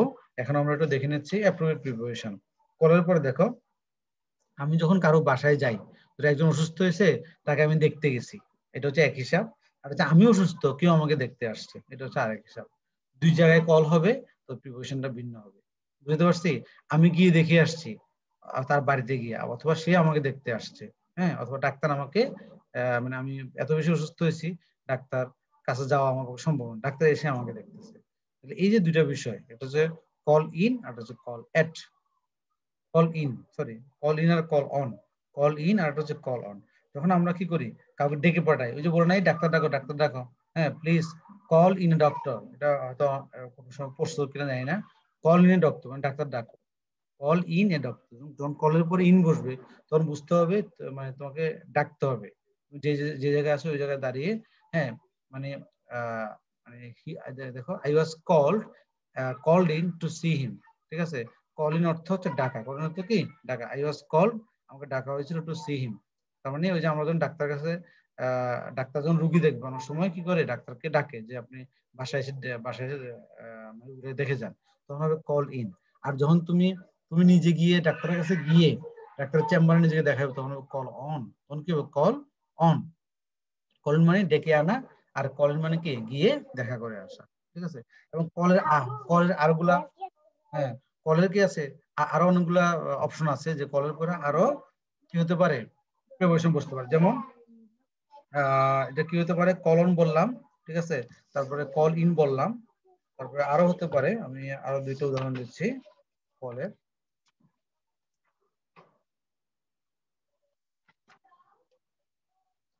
যেমন দেখো, কল ফর, কলের পর যখন আমরা ফর ইউজ করি, হ্যাঁ, কলের পরে যখন আমরা কি করব, ফর ইউজ করব। কল ফর মানে কোনো কিছু চাওয়া, হ্যাঁ, কল ফর মানে কি, কোনো কিছু চাওয়া। যেমন আমি তোমার কাছে একটা ব্যাখ্যা চাইলাম, হ্যাঁ, I call for an explanation from you, আমি তোমার কাছে একটা ব্যাখ্যা চাই, ঘটনাটার কি ব্যাখ্যা চাই। তারপরে কল ইন তো বললাম, ডেকে আনা, ডাক্তার ডেকে আনা, please call in a doctor. আর হচ্ছে গিয়ে ডাক্তারকে দেখে আসা, অথবা কারো বাসায় গিয়ে কাউকে দেখে আসা, তার এটা হচ্ছে কল অন। আর একটা হচ্ছে কল আপ, আর হচ্ছে কলের পরে যখন কি হবে, আপ হবে, কল আপ। কল আপ মানে স্মরণ করা, মানে হঠাৎ করে আমি কিছু স্টুডেন্ট নাম ভুলে যাই, হঠাৎ করে তাদের সাথে দেখা হয়, তখন তাদের কি, তাদের নামটা কি যে সেটা মনে থাকে না, এটা হচ্ছে কি কল আপ। এটা হচ্ছে কল আপ মানে স্মরণ করা, কোনো কিছু স্মরণ করা। তারপর হচ্ছে কল অন তো বললাম, কল অন মানে হচ্ছে কারোর সাথে দেখা করা, গিয়ে দেখা করা, গিয়ে দেখা করলে এটা কি হবে, কল অন হবে। এইভাবে কলের আরোগুলো আছে, কল অফ আছে, আর একটা হচ্ছে কল অফ। কল অফ, এটা হচ্ছে O double F, off, call off. হ্যাঁ, কল অফটা কি হবে, মানে কোনো কিছু উঠিয়ে নেওয়া, ঠিক আছে? ধরে হরতাল দিল, কোনো কারণে হরতাল দিল, তো হরতালটা অপসারণ করে নিল, এটা বলে কল অফ, ঠিক আছে? Call of. অথবা কোনো কারণে এই যে এখন বর্তমানে কোভিড এর কারণে অনেক, হ্যাঁ, শিল্প কারখানা বন্ধ আছে, ঘোষণা দিয়ে বন্ধ দিচ্ছে, আবার ওরা ঘোষণা দিয়ে কি করবে, চালু করবে, তখন ওই ঘোষণা দেওয়ার অর্থে ওই কল অফটা ব্যবহার হবে, কল অফ ব্যবহার হবে। যেটা মানে হচ্ছে কি তোমার মানে, সরি, কল অফটা হচ্ছে ওই কেউ যে স্ট্রাইক করে, স্ট্রাইক ওয়াজ কলড অফ, হ্যাঁ, কেউ ধর্মঘট করলো, ধর্মঘটটাকে উইথড্র করলো, তখন এটাকে আমরা কি বলি, স্ট্রাইক, কল অফ বলি, কল অফ। এই হচ্ছে কলের, কলের আরো কিছু ব্যবহার আছে, তবে এই যেগুলো আলোচনা করেছি এগুলো মোটামুটি কি বেশি ব্যবহার হয়। ওকে, আসো আরেকটা গুরুত্বপূর্ণ জিনিস, এখান থেকে আমরা ফাইনালি 31 নম্বর একটু দেখি, এটা দেখে এখান থেকে বের হয়ে যাব। 31 নম্বর দেখো কি বলছে, দেখো, we should not run dash debt, debt মানে হচ্ছে ঋণ, হ্যাঁ, তাহলে we should not dash, we should not run dash debt, আমাদের ঋণগ্রস্ত হওয়া উচিত নয়, হ্যাঁ, ঋণে জড়িয়ে পড়া উচিত নয়। তাহলে যখন ওই যে রানের পরে কি, রান, রান ইনটু ডেট, এটা অনেকটা ফ্রেজের মতো, run into debt, run into মানে ঋণগ্রস্ত হওয়া, রান ইনটু মানে কি ঋণগ্রস্ত হওয়া, ঋণে জড়িয়ে পড়া। তাহলে এই যে রান শব্দটা, ঋণগ্রস্ত হওয়া অর্থে রানের পরে কি বসাতে হয়, ইনটু বসাতে হয়, ইনটু ছাড়া অন্য কিছু বসালে এটা ঋণগ্রস্ত বুঝাবে না, অন্য অর্থ হয়ে যাবে। অন্য অর্থ বলতে রানের পরে আরো অনেকগুলো কি প্রিপোজিশন আছে, যেমন রান আফটার, রানের পরে কি রান আফটার, রান আফটার মানে কারো পিছনে ছোটা, রান আফটার মানে কারো পিছনে ছোটা। তারপর run away, run away, AWAY, run away মানে পালিয়ে যাওয়া, the thief, thief ran away, চুরটি পালিয়ে গিয়েছিল। তারপর হচ্ছে আরেকটা সুন্দর ইয়ে আছে, রান ওভার, এটা কি রান ওভার, ঠিক আছে? ওই যে আমাদের সড়ক দুর্ঘটনা হয়, গাড়ি চাপা পড়ে কেউ মারা যায়, তখন এটা বলতে কি রান ওভার, হ্যাঁ, দা বয়, দা বয় রানস ওভার দা ট্রেন অথবা ওভার দা বাস, হ্যাঁ, তার মানে কিছু বাসে দুর্ঘটনা ঘটিয়েছে, অ্যাক্সিডেন্ট করেছে। তারপর হচ্ছে রান ওভার, রান আউট, আর হচ্ছে রান আউট, আর হচ্ছে রান আউট। তো তোমরা যারা ক্রিকেট খেলা দেখো তোমরা বুঝবে রান আউট মানে কি, মানে রান আউট, এটা হচ্ছে কি রান আউট। তো এটাকে আমরা বাংলা কি বলবো, বাংলা যেটা বলতে পারি এটা হচ্ছে শেষ হয়ে যাওয়া, রান আউট মানে কি শেষ হয়ে যাওয়া, রান আউট শেষ হয়ে যাওয়া। ধরো আমাদের সময় শেষ হয়ে যাচ্ছে, আমরা এই যে এখন যে ক্লাসটা করতেছি হয়তো দেখা যাবে 10 মিনিট পরে আমাদের ক্লাস শেষ হয়ে যাবে, তখন বলবো কি টাইম ইজ রানিং আউট, মানে কি সময় শেষ হয়ে যাচ্ছে, সময় শেষ হয়ে। তো রানের আরো অনেকগুলো আছে, ঠিক আছে? রানের রান অন আছে, রান ওভার আছে, রান অ্যাক্রস আছে, রান ডাউন আছে, রান ইনটু এটা বললাম একটু, আর হচ্ছে রান অফ দৌড়ে পালানো, রান আউট, ঠিক আছে, রান আউট তো বললাম, রান থ্রু, হ্যাঁ, তাড়াতাড়ি পরীক্ষা করা, the examiner ran through the answers script, সে কি হলো খুব দ্রুত আনসার স্ক্রিপ্টটা দেখে গেল। এভাবে আমরা কি করতে পারি, এগুলো প্র্যাকটিস করতে পারি, এগুলো বিগত সালে আসছে, এবং আমি বিলিভ করি এখানে যে কয়েকটা আছে এগুলো যদি তোমরা পড়ে যেতে পারো এবং এর উপর তোদের যে অভিজ্ঞতাগুলো অর্জন হবে সেটা দিয়ে তোমরা কি করতে পারবা, ভর্তি পরীক্ষায় অবশ্যই সফল হতে পারবে ইনশাআল্লাহ, ঠিক আছে? আচ্ছা, এবার আসো আমরা, এটা গেল, আমরা নেক্সট পেজে চলে যাই। ওকে, এই পেজে এসে আমরা 11 নম্বরটা দেখি। এই যে দেখো, দে ট্রাভেল টু সাভার ড্যাশ, এটা একটা অন্য জিনিস, সেটা হচ্ছে যে আমরা যখন ভ্রমণ করি, হ্যাঁ, আমরা যখন এক জায়গা থেকে আরেক জায়গায় যাই, তাহলে যাওয়ার পদ্ধতিটা দুইটা, একটা হচ্ছে মানে মানে আমি যাচ্ছি এবং আমার কায়িক পরিশ্রম হচ্ছে, মানে আমার শারীরিক পরিশ্রম হচ্ছে, ঠিক আছে? মানে আমি আমি আমার ধরো আমি বাসে যেতে পারি, গাড়িতে যেতে পারি, ট্রেনে যেতে পারি, পায়ে হেঁটে যেতে পারি, ঘোড়া গাড়িতে যেতে পারি, সাইকেলে যেতে পারি, তাই না? অথবা আমরা রিক্সা করে যেতে পারি। তবে তাহলে এই যে মানে বিভিন্ন উপায়ে যাওয়ার মধ্যে খেয়াল করো, কিছুগুলোতে নিজে পরিশ্রম করে যেতে হয়, আর কিছু আছে যে ড্রাইভার পরিশ্রম করে, আমরা কি করে থাকি মানে আরাম করি, আমরা কোনো কাজ করি না, শুধু আমরা বাসের উপর গিয়ে বসে থাকি, ড্রাইভার গাড়ি চালায় আমাদের নিয়ে যায়। তাহলে এটা হচ্ছে এক হিসাব, আর আমি পায়ে হাঁটতেছি এটা হচ্ছে আরেক হিসাব, আমি সাইকেল চালাচ্ছি এটা হচ্ছে আরেক হিসাব, আমি ঘোড়া চালাচ্ছি এটা হচ্ছে কি আরেক হিসাব। ঘোড়া চালানো মানে ঘোড়ায় চড়া, সাইকেল চালানো অথবা পায়ে হাঁটা, দেখো এই তিনটাতে আমাদের সবার পরিশ্রম হয়। আচ্ছা, পায়ে হাঁটতেছি পরিশ্রম হচ্ছে, সাইকেল চালাচ্ছি পরিশ্রম হচ্ছে, আর তুমি যখন ঘোড়ায় করে যাওয়া এর মনে হচ্ছে ঘোড়ায় করে গেলে ঘোড়ায় না পরিশ্রম হবে, ঘোড়ার তো পরিশ্রম হবে, তোমারও পরিশ্রম হবে, কারণ ঘোড়ায় যারা উপরে সওয়ার হয়ে বসে, ঠিক আছে, ঘোড়ার যে লাফানিতে তারও অবস্থা কি হয়ে যায়, খারাপ হয়ে যায়, ঠিক আছে? তো যাই হোক, এখন এটা বলার উদ্দেশ্য কি, যে জার্নিতে মানে জার্নি বাই মানে যারা মানে যে উপায়তে তুমি জার্নি করতেছো, ওই উপায়টা যদি তোমার কষ্টের কারণ হয়, তাহলে অন হবে। আর ওই উপায়টা যদি তোমার কষ্টের কারণ না হয় তাহলে কি হবে, বাই হবে। যেমন আমরা বলি by bus, travel to Savar by bus, by train, by plane. এখানে তুমি ড্রাইভার না, তুমি যখন ড্রাইভার না, জাস্ট প্যাসেঞ্জার, ঠিক আছে, তখন তোমার কি করতে হবে, ওই যে অন অন বাই বলতে হবে। আর যখন তুমি এটার চালক, তুমি চালাচ্ছ, হ্যাঁ, তোমার কষ্ট হচ্ছে, শারীরিক কষ্ট হচ্ছে, তখন হবে অন, অন ফুট। ঠিক আছে, তাহলে travel to Savar on foot, তারা পায়ে হেঁটে সাভারে ভ্রমণ করেছিল। ঠিক আছে, আর যে বাসে যাইতো, যে travel to Savar by bus, ঠিক আছে, শূন্যস্থানের পরে যদি বাস থাকতো তাহলে কি এটা অবশ্যই বাই হইতো। আর যেহেতু তোমার এই পায়ে হেঁটে হেঁটে যাওয়া কষ্ট, তাহলে বাই ওয়াক অন ফুট, অথবা সাইকেল চালানো, অথবা তোমার আহ কি বলে রিক্সা চালানো, এগুলো কষ্টের কাজ, সেই জন্য এদের আগে অন বসবে। আর যেগুলোতে কষ্ট নাই, ঠিক আছে, সেগুলোতে কি বসবে, কষ্ট নাই সেগুলো বাই বসবে। ঠিক আছে, ওকে, আসো। এবার 14 নম্বরটা দেখো। এটা বলার একটা কারণ হচ্ছে, সেটা হচ্ছে আমরা এই প্রিপারেশন পড়ার ক্ষেত্রে আমরা কি বলবো, কিছু ফ্রেজ এন্ড ইডিয়মস পাবো। কি পাবো, কিছু ফ্রেজ এন্ড ইডিয়মস পাবো। ঠিক আছে, যেগুলা ফ্রেজ এন্ড ইডিয়মস বা এদের ভিতরে কি আছে, প্রিপোজিশনের ব্যবহার আছে, সেক্ষেত্রে এগুলোকে আমরা প্রিপোজিশন ব্যবহার করে দিতে পারি। ঠিক আছে, যেমন লুক ডাউন আপন, একটা একটা ফ্রেজ আছে, লুক ডাউন আপন। এই যে লুক আছে, ডাউন, তারপর আপন, লুক ডাউন আপন। এটার অর্থ হচ্ছে তোমার কি, মানে হীন চোখে দেখা, ঘৃণা করা, অগ্রাহ্য করা। ঠিক আছে, look down upon. The rich should not look down upon the poor. ধনীদের উচিত নয় কি করা, গরিবের জন্য উপহাস করা। লুক ডাউন মানে উপহাস করা, ঘৃণা করা, ঘৃণা করা তো উপহাস করা। তাহলে এই অ্যাপ্রোপ্রিয়েট প্রিপোজিশনের চেয়েও এটা হচ্ছে তোমার ফ্রেজ এন্ড ইডিয়মস। অনেকগুলো ফ্রেজ এন্ড ইডিয়মস আছে, যেগুলো তোমাদের উপর হয়তো ক্লাস হতে পারে, অথবা ক্লাস না হলেও তোমরা তোমাদের যে বইগুলোতে ফ্রেজ এন্ড ইডিয়মস আছে, ওখানে যেগুলোতে প্রিপোজিশন আছে, হ্যাঁ, সেগুলো একটু আলাদা করে দেখে নিবা, অর্থ শেখার চেষ্টা করবা। তাহলে আমাদের ফ্রেজও শেখা হবে, পাশাপাশি কি প্রিপোজিশনটাও শেখা হবে।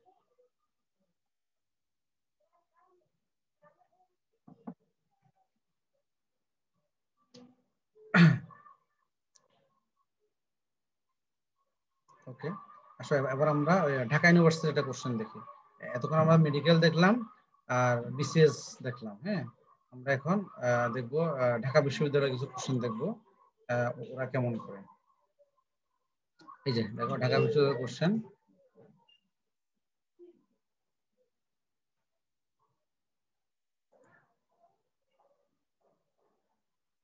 দেখো ঢাকা বিশ্ববিদ্যালয়ের কোশ্চেন আসছে কিভাবে, 2019-20 একটা কোশ্চেন আসছে। Monir is sitting dash the desk dash front of the ডোর।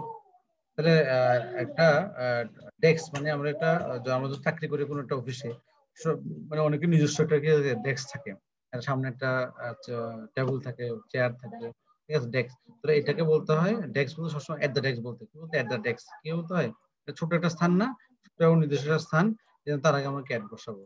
মনে সিটিং এট দ্য ডেস্ক, ডেস্কে বসে আছে। আর desk front of the door, দরজার সামনে। তো সামনে হতে একটা অ্যাপ্রোপ্রিয়েট প্রিপারেশন আছে, ঠিক আছে, এটা হচ্ছে কি ইন ফ্রন্ট অফ, এটা হচ্ছে কি in front of, in front of, হ্যাঁ। এটা একটা ফ্রেজ, আমি এটা ফ্রেজ বলবো, অথবা এটা প্রিপোজিশনাল, এটা একটা ফ্রেজ।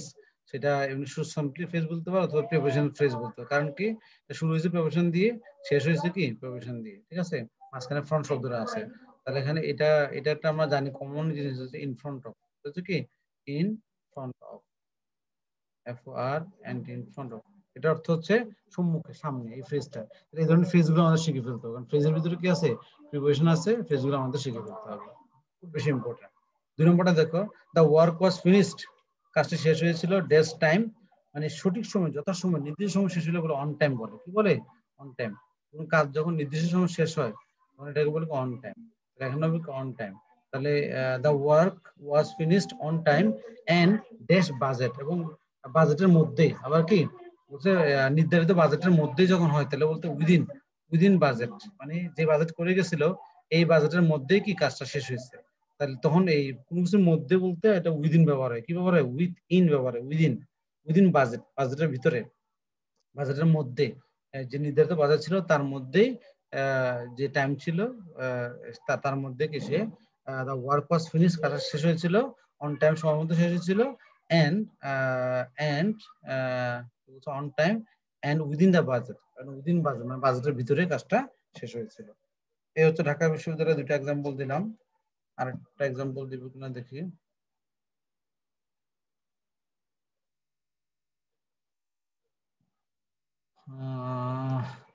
ওকে ওকে, এখানে একটা চমৎকার জিনিস আছে, এটা সাধারণত আমরা সচরাচর দেখি না। এটা খেয়াল করো, 16 নম্বরটা খেয়াল করো। লেট ড্যাশ হিমসেলফ, হ্যাঁ, he would be able to complete work in less than a month. ঠিক আছে, এটা একটা ফ্রেজের মতো। Left to something to somebody, ঠিক আছে। লেফট টু হিমসেলফ, এটা অর্থ হচ্ছে একা হয়েও, একা হয়েও, মানে হিমসেলফ মানে আমি নিজের, লেফট টু হিমসেলফ মানে আমার নিজেকে নিজের মতো হতে দাও, মানে আমাকে একাই কাজটা করতে দাও। এটা হচ্ছে লেফট টু হিমসেলফ, এটা মনে রাখতে হবে, এটা মুখস্থ করতে হবে। Left to himself, left to somebody, left to me, left to himself, left to themselves, left to myself. এটা কি অর্থে? একা হয়ে যাওয়া অর্থে, যে সে একা হওয়া সত্ত্বেও সে বলছে কি left to himself, left to himself, একা হওয়া সত্ত্বেও he would be able to complete work in less than 1 month. সে 1 মাসেরও কম সময়ের মধ্যে কি করেছে? কাজ শেষ করেছিল। ঠিক আছে, তাহলে এই জন্য এটা হবে লেফট টু, কি হবে? Left to somebody, left to somebody, left to somebody, এটা অর্থ হচ্ছে একা হয়ে যাওয়া। ঠিক আছে, লেফট টু সামবডি, একা হয়ে যাওয়াতে he would be able to complete work in less than a month, মাসের কম সময়ের মধ্যে সে কাজটাকে শেষ করে দেবে। ঠিক আছে, এভাবেই আমাদের বোর্ড কোশ্চেন গুলো আসতেছে, বারবার আসতেছে। আমরা একটু দেখবো।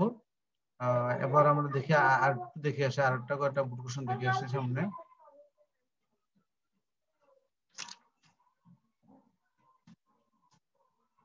আচ্ছা দেখো, এই জাহাঙ্গীরনগর জগন্নাথ বিশ্ববিদ্যালয়, Rajshahi university, CU university and other varsity question. এখানে এভারেজ অনেকগুলো ভার্সিটি কোশ্চেন দেওয়া আছে, সেটা আমরা একটু জগন্নাথ, জাহাঙ্গীর, রাজশাহী, চিটাগং এবং অন্যান্য ভার্সিটিগুলো দেওয়া আছে। ঠিক আছে, তাহলে আমরা একটা এক্সাম্পল গুলো দেখি, দুইটা এক্সাম্পল দেখি, তাহলে এরপরে আমরা পরবর্তী একটা চমৎকার অংশে চলে যাব। আহ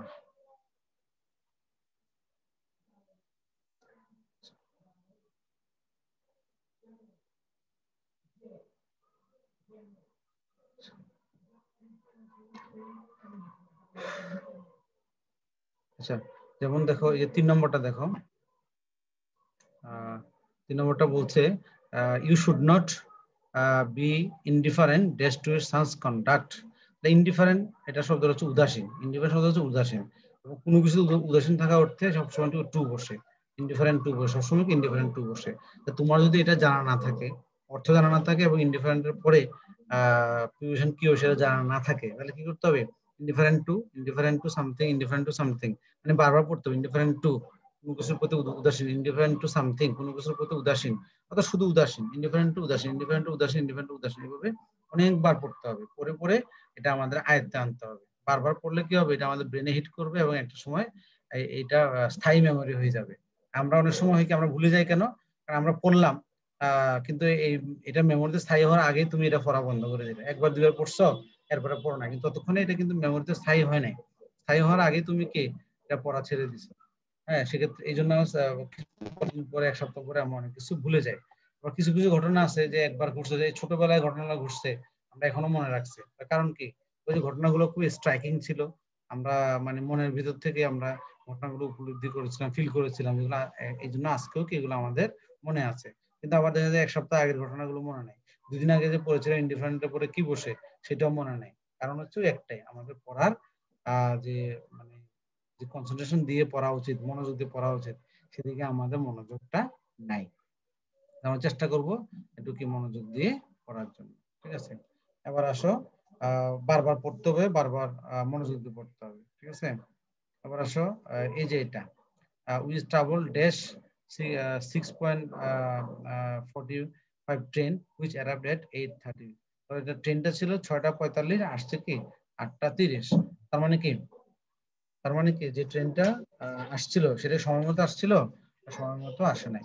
তাহলে দেখো, উই ট্রাভেলড, হ্যাঁ, নিজের সময় বা ছয়টা ট্রেন বুঝাতে বাই বাই, এটা সময় মতো তো আসে নাই। ঠিক আছে, এই জন্য বাই বসতে হবে। সময় মতো হলে অন হয়, আর সময় মতো না হলে কি আমরা বাই দিব। We travel by the article দিব, travel by the 6:45 train which arrived, হ্যাঁ, এট হুইচ অ্যারাইভড এট 8:30, যেটা কি 8:30, এটা হচ্ছে ঘড়ির সময়। ঠিক আছে, এই জন্য তার আগে কি অ্যাট বসছে, সেটা আমরা কি বলছি? উই ট্রাভেল বাই, বলছে by the 6:45 train which arrive, যেটা পৌঁছেছিল 8:30 বাজে। তো এটা অনেক সমস্যা। ঠিক আছে? তো এগুলো একটু খেয়াল রাখতে হবে।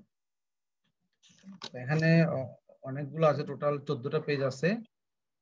টোটাল কি 14টা পেজ আছে, তোমাদের খেয়াল রাখতে হবে যে আমাদের এখানে আমি এই শীটটা থেকে তোমাদের পরীক্ষা দিব আগামীকালকে। এই শীটটা আমি শেয়ার করি তোমাদেরকে, তোমরা চেষ্টা করবা এই শীটটা যাতে তোমরা শেষ করতে পারো, কারণ প্রত্যেকটার ম্যাক্সিমাম গুলো শেষে ব্যাখ্যা দেওয়া আছে, অর্থ দেওয়া আছে। ঠিক আছে? এই যে আবার কিছু আছে, আমি আরেকটা শীট তোমাদেরকে একটু পরে দেখাবো, যেখানে আমি একটা শীট তৈরি করেছি এরকম যে যেসব ওয়ার্ডের শেষে শুধুমাত্র একটা প্রিপোজিশন বসে, তাদের একটা শীট আলাদা করা হয়েছে। আর কিছু ওয়ার্ড আছে যেগুলোর পরে একাধিক প্রিপোজিশন বসে, 2 বা ততোধিক প্রিপোজিশন বসে, সেটার জন্য একটা আলাদা শীট করা হয়েছে। সেটা আমরা কিভাবে পড়বো, কিভাবে ডিল করবো, আমি একটু পরে দেখাবো। এখন দেখো 15 নম্বরে কি বলছে, he said that he was very pleased dash work. ঠিক আছে? তাহলে প্লিজড এর পর শূন্যস্থান আছে। ঠিক আছে? কারণ আমি যেটা জানি প্লিজড এর পর দুইটা, প্লিজড, হ্যাঁ, প্লিজড উইথ, হ্যাঁ, অথবা প্লিজড এট, দুইটা প্রিপোজিশন বসে। উইথও বসতে পারে অথবা কি এটও বসতে পারে। প্লিজড এর পরে উইথও বসতে পারে, আবার কি এটও বসতে পারে। যখন দেখবা এই প্লিজ এর পরে শূন্যস্থানের পরেরটা কি কোনো বস্তুবাচক, হ্যাঁ, কোনো বস্তুবাচক হয়, তখন তোমরা কি বসাবা? তখন তোমরা এট বসাবা। আর যখন প্লিজ এর পরে শূন্যস্থানের পরে কোনো ব্যক্তি থাকে, ব্যক্তিবাচক কোনো ওয়ার্ড থাকে, ব্যক্তি থাকে, তখন কি যেমন I am pleased with you, pleased dash you, তাহলে প্লিজ এর পরে কি আছে? ব্যক্তি আছে। প্লিজ এর পরে কি আছে? ব্যক্তি আছে। ব্যক্তি থাকলে বলতে হবে with you, he was very pleased with you. আর যদি ওই ব্যক্তির সাথে না, ব্যক্তির কাজটাকে সে পছন্দ করেছে, ব্যক্তির কাজে সন্তুষ্ট, বলতে হবে কি he was very pleased with his work, with my work, with their work, with Rahim work. ঠিক আছে? তাহলে প্লিজড এর পরে কি দুইটা প্রিপোজিশন বসে, এটাকে আমরা বলি ডাবল প্রিপোজিশন বলে থাকি নাম। তাহলে যেগুলো ডাবল হবে একটু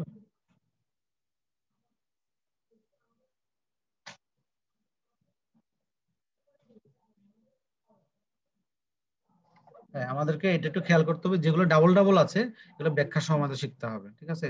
ব্যক্তির কাজ বা আচরণে সন্তুষ্ট হলে তার সাথে এট, আর যদি ব্যক্তির সাথে সন্তুষ্ট হয় তাহলে কি উইথ। ওই ব্যাখ্যাটা এখানে নাই, আমার ওই শীটটাতে ব্যাখ্যাটা আছে। ঠিক আছে? এটা আমরা খেয়াল করব। ওকে, ফাইন।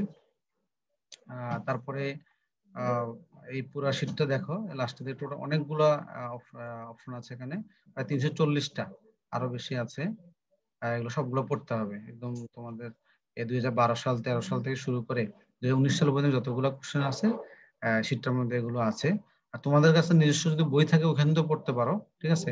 আমি আর লাস্ট দুইটা অপশন পড়িয়ে তোমাদের শেষ করছি, এই দুইটা। 361, she was surprised dash his mistake. তো এটাও আগেরটার মতোই, সারপ্রাইজের পরে দুইটা প্রিপোজিশন বসে, উইথ বসতে পারে, এট বসতে পারে। হ্যাঁ, সারপ্রাইজ উইথ, সারপ্রাইজ এট। তো একটু আগে আমি যেটা পড়েছিলাম, প্লিজড পড়েছিলাম, আমি যদি কারো কোনো ব্যক্তির সাথে প্লিজড হই তাহলে আমরা উইথ বসাই। আর কোনো ব্যক্তি থাকলে, সারপ্রাইজের পরে যদি কোনো ব্যক্তি থাকে তাহলে কি আমরা উইথ বসাবো। আর সারপ্রাইজের পরে এড কখন হবে? যখন কোনো বস্তু থাকবে। প্লিজড এর পরে এড হয় কখন? কি যখন বস্তু থাকে তখন প্রিজের পরে অ্যাড হয়, আর যখন ব্যক্তি থাকে তখন প্রিজের পরে কি উইথ হয়। একইভাবে সারপ্রাইজের পরে যদি কোনো ব্যক্তি থাকে, সারপ্রাইজ আছে, শূন্যস্থানের পরে যদি কোনো ব্যক্তি থাকে, পার্সন থাকে, হ্যাঁ, তাহলে আমাদের কি হবে? উইথ বসবে। আর যদি বস্তুবাচক অথবা আচরণগত কিছু থাকে তাহলে আমরা অ্যাড বসাইতে হবে।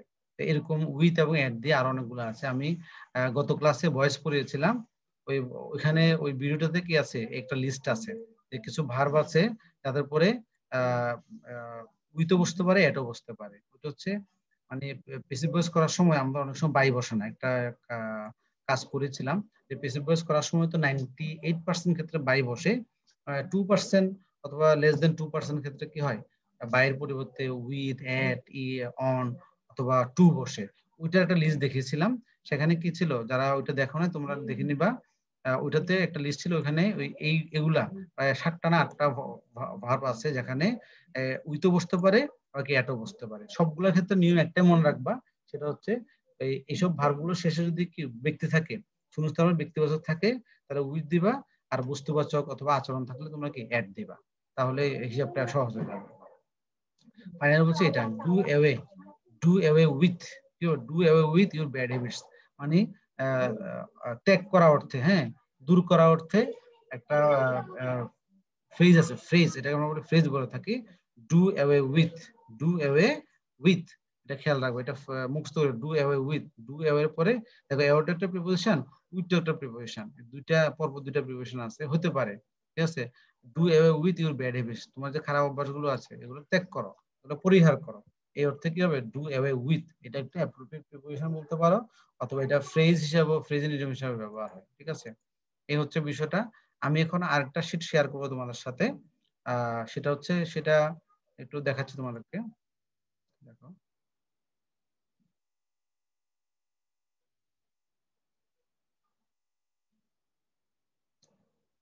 রাইট, দেখো এই অ্যাপ্রোপ্রিয়েট প্রিপোজিশন একটা ফ্রেজ আছে, এটা আমি আলাদা করেছি, জাস্ট লুক এট দিস।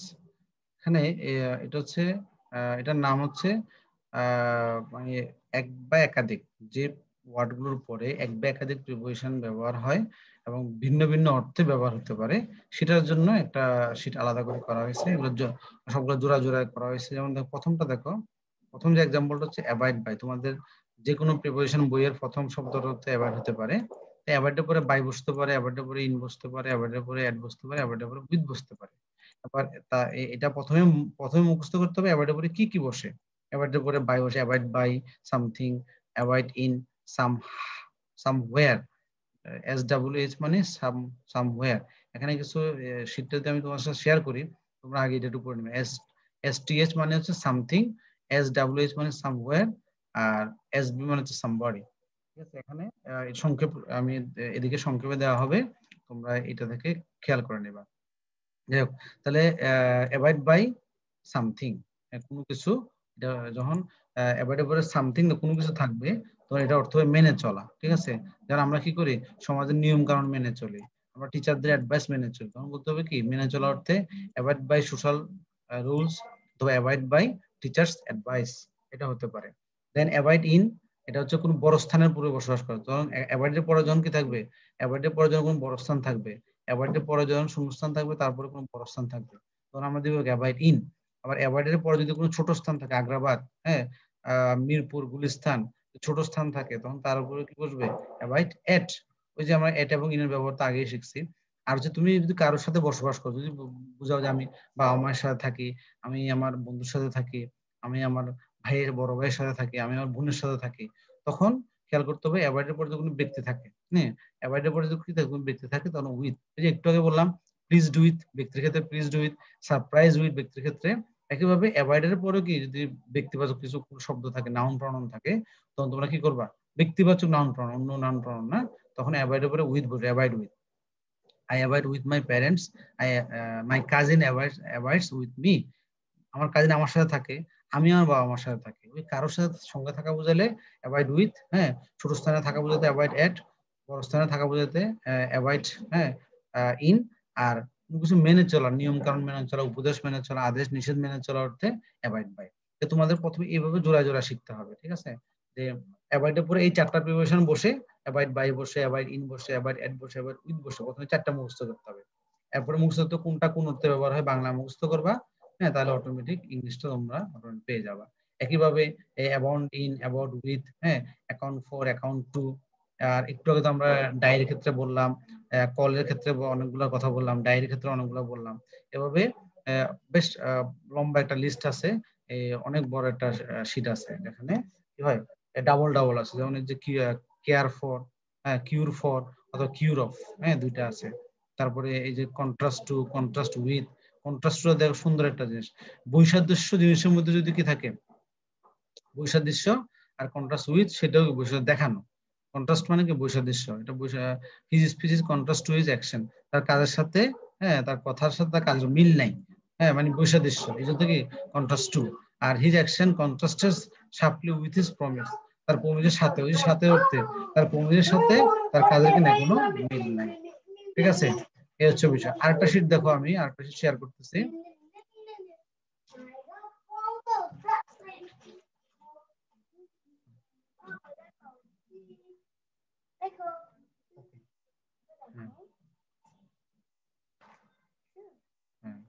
এরপর দেখো এই শীটটা হচ্ছে সিঙ্গেল ওয়ার্ড সিঙ্গেল প্রিপোজিশন।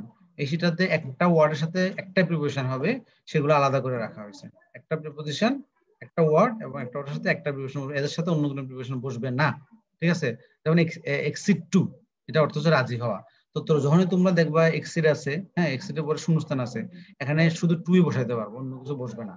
এই শীটটা ওইভাবে রেডি করা হয়েছে যে এই ওয়ার্ডের পরে টু ছাড়া আর অন্য কোনো প্রিপোজিশন বসবেই না, এবং এটা অর্থ হবে কি রাজি হওয়া। তাহলে যদি এটা আমি জানি যে এটার পরে আর অন্য কোনো, যেমন আমরা জানি অ্যাবসেন্ট ফ্রম, অনুপস্থিত অর্থে কি অ্যাবসেন্ট ফ্রম, তার মানে অ্যাবসেন্টের পরে অন্য কোনো প্রিপোজিশন বসবে না। তাহলে আমাদের সেটা মনে রেখে আমরা এবার শিখবো absent from, absent from, absent from, ঠিক আছে? তারপরে অ্যাবহরেন্ট টু, অ্যাবহরেন্ট টু, আর হচ্ছে অ্যাবস্টেন্ট ফ্রম, অ্যাবস্টেন্ট ফ্রম, অ্যাবস্টেন্ট ফ্রম, বিরত থাকা, অ্যাবস্টেন্ট ফ্রম বিরত থাকা, অ্যাবস্টেন্ট ফ্রম বিরত থাকা। আমাদের ওই তসবিহ জপতে হবে, জিকির করতে হবে এগুলো নিয়ে, ঠিক আছে? বারবার, যেটা আমাদের জানা নাই, নতুন আমরা পড়তেছি, 5 বার 10 বার 20 বার আমরা উচ্চারণ করবো মুখে, পাশাপাশি বাংলা অর্থটা পড়বো, পাশাপাশি সেন্টেন্সের একটা এক্সাম্পল দেখে নিব। প্রথমে এক্সাম্পলটা আমরা 3 বার 4 বার পড়বো। হ্যাঁ, এভাবে পড়লে আমাদের কি হবে, এই শীটের মানে যেগুলো গুরুত্বপূর্ণ, হ্যাঁ, এগুলো তোমরা এই শীটটা সামনে রাখতে পারো। তারপরে আমি যে বিভিন্ন মেডিকেল কিংবা ভার্সিটি পরীক্ষায় যেগুলো আসছে ওইটাও খোলা রাখবা। আবার তোমাদের এসএসসির এইচএসসির যে গ্রামার বইটা আছে ইংলিশ, ওইটা খুলে অ্যাপ্রোপ্রিয়েট প্রিপোজিশন যে পার্টটা আছে দুইটা খোলা রেখে তোমরা কি করতে পারো, এটা পড়তে পারো। তাহলে যখনই একটা পাবা, ওইটা তোমরা কি গ্রামার বই থেকে ওইটার অর্থ কি দেওয়া আছে, ঠিক আছে, অথবা ওইটার সাথে অন্য কোনো প্রিপোজিশন বসে কিনা, হ্যাঁ, তাহলে তোমাদেরকে এই কাজটা করতে হবে। তো এইভাবে করলে আমরা প্রিপারেশনের উপর ভালো একটা দক্ষতা অর্জন করতে পারবো। আমি শুরুতেই বলেছি যে আসলে এটা অনেক বিশাল একটা টপিক, এটা একদিন দুদিন একটা দুইটা ক্লাস করে কিন্তু টোটাল জিনিসটা শেষ করা যাবে না। হয়তো আমরা সাময়িক ধারণা নিতে পারবো, মূল কাজটা কিন্তু তোমাদেরকে করতে হবে। মূল কাজটা তোমাদেরকে পড়তে হবে, তোমাদেরকে আয়ত্ত করতে হবে, তোমাদেরকে কিভাবে পড়লে তোমার মনে থাকে, কোন ওয়েতে তোমার পড়লে মনে থাকে। একজনের একটা স্টাইল আছে, তোমরা তোমাদের স্টাইলটা ফলো করবা। আর যদি তোমাদের স্টাইলে কাজ না করে, আমি যেভাবে বলেছি যে তোমরা এগুলো নিয়ে জিকির করবা, একটাকে 5 বার 10 বার পড়বা, মুখে পড়বা, হাতে লিখবা, কানে শুনবা, ঠিক আছে? পাশাপাশি এক্সাম্পলে ওদেরকে ইউজ করবা, হ্যাঁ, সেন্টেন্স তৈরি করবা। এভাবে আমরা যদি করতে পারি, একটু ধৈর্য নিয়ে করতে পারি, কারণ প্রিপারেশন পড়ানো ধৈর্যের কাজ। হ্যাঁ, কারণ এগুলো কোনো, এখানে কোনো মানে মজা পাবা না, এখানে কোনো ইন্টারেস্টিং কোনো কিছুই নাই, ঠিক আছে? এটা আমাদের ওই একটু ধৈর্য নিয়ে সহ্য সহ্য করে এগুলা কি করতে হবে, প্র্যাকটিস করতে হবে, সময় দিতে হবে এটার পিছনে। আর এটা এমন একটা জিনিস সারা জীবন তোমাদের কাজে লাগবে, সারা জীবন কাজে লাগবে। তো এটা ভালো করে প্রিপারেশন নাও। আর আগামী কাল রাত 9টায়, 9:30টায় এটার উপর এক্সাম হবে। তাহলে আমি যে শীট গুলো দিব, ওই শীট গুলো তোমরা খুব সুন্দর করে শেষ করে ফেলবে, ঠিক আছে? তাহলে ওইখান থেকে কমন পাবে, এই শীটের বাইরে আমি দিব না, ঠিক আছে? শীট থেকে পড়াশোনা করবে, ওই শীটের মধ্যে থেকে আমি প্রশ্নগুলো করবো।